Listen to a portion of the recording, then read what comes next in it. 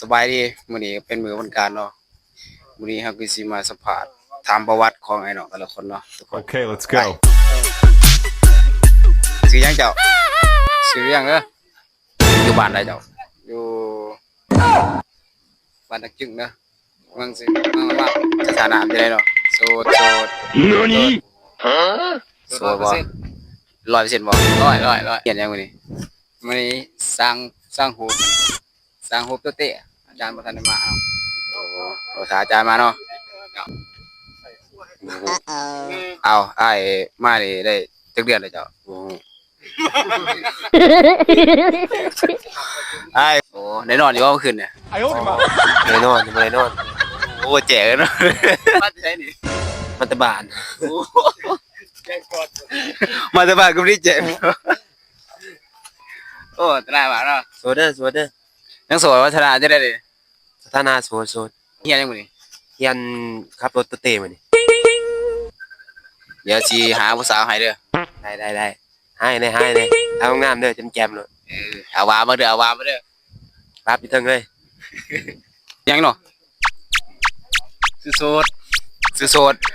ชื่อโอ้ โสดแท้วะเด้ สุดป้อม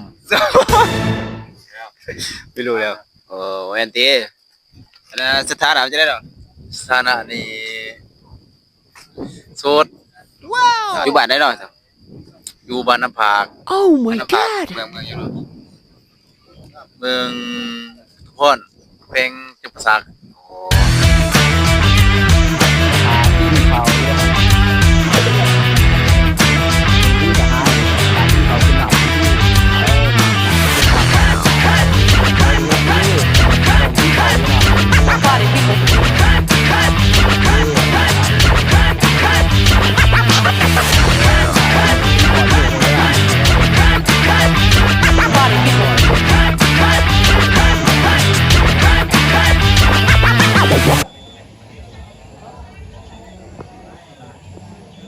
ในเวลาหอดไขประตูแล้วเนาะทุกคนโอ้พี่ตี้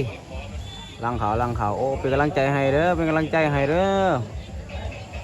สู่ส้นสามเฮียนจบเห็นไหมแต่ละคนก็เอาใจใส่เนาะการทำการเฮียนตั้งใจก็กินข้าวกินน้ำที่มันก็ยิ้มอยู่